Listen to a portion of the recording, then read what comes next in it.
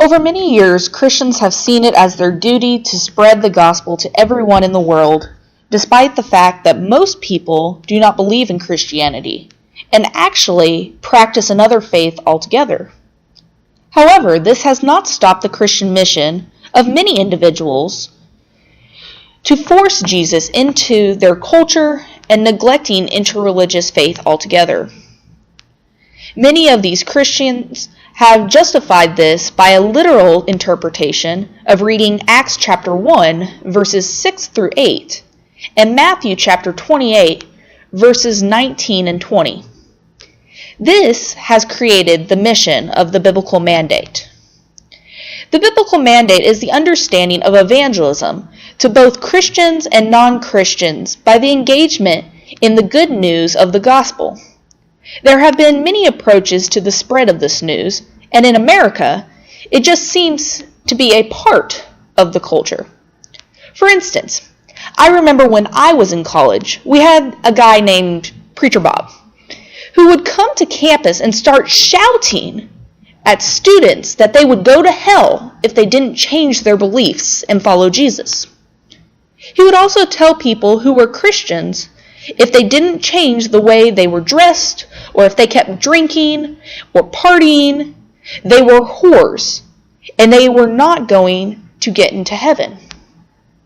For Preacher Bob was guilting these students into repentance, and Christianity had only one meaning for him: fire insurance. However, there is another way of approaching the biblical mandate, and it has been based on Leonard Swindler's Dialogue Decalogue. Now, the Dialogue Decalogue is a conversation on a common subject between two or more people with differing views in which both parties are able to learn and grow from each other.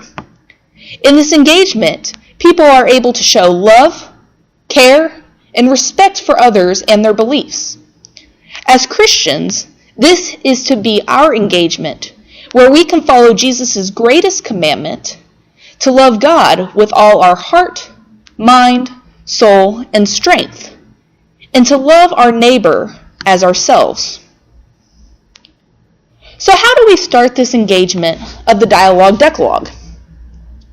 First, we must remember the primary purpose of dialogue is to change and grow in the perception and understanding of reality, and then to act accordingly.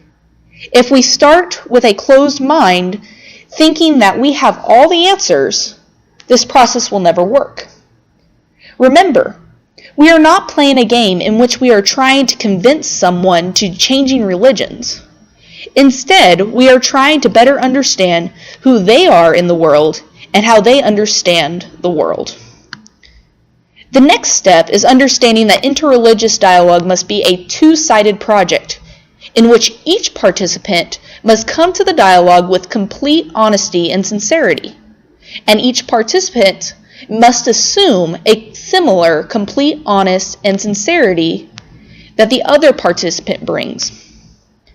If we see a mutual respect for each person, and we are honest about our beliefs as we are able to grow in the understanding of each person's journey, as each participant must define himself or herself, we learn that everyone has to understand their individual journey. In this way alone, can we be open to dialogue and understand someone else's journey. In this process, our job as Christians is not to convince others of our beliefs, but it is our job to explain our beliefs and show them the true message of the gospel, which is love. If we both can show each other love, we are able to participate in the discussion with no assumptions that we would disagree on, because we approach each other as equals with mutual trust. The only way we can truly understand someone's faith is by walking in their shoes. We can get a glimpse of this by listening with an open mind to their stories. But if we make assumptions about their faith before we listen to them, do we understand their journey? Or are we so focused on version that we lose the meaning of community and love. We are told in our faith to be the light unto the world. However, if we force our religion down others' throats, we are only blinding them by our light and not using it to guide their path.